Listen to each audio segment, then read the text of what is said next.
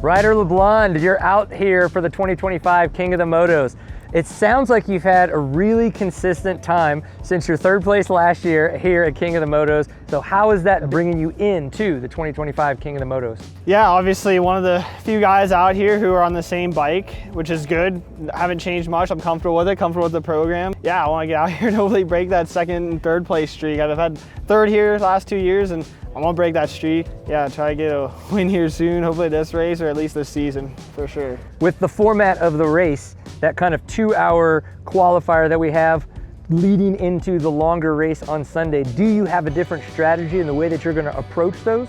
In the past, I would have gone all out on Saturday and tried to win it, but this year just kind of cruise, follow on Saturday. All the top pros can cruise at a smooth pace, not waste a lot of energy and be on the first row. So, because Sunday's going to be the big day that's important.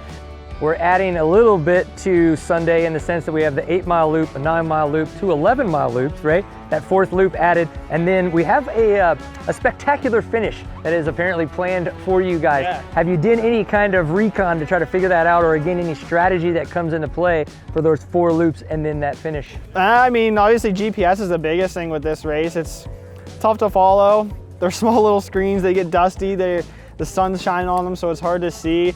As far as preparation, obviously we practice with it. We follow last year's tracks, like leading up to the race as early as we can. And yeah, that last section, I had an idea, just like I guessed where it would be. So hopefully it's in the rocky area, Chocolate Thunder there. Maybe there's some cool like Carl's Dinner kind of stuff up through those big rocks there. So that would be cool. That's kind of what I'm picturing for that, but who knows what it'll be.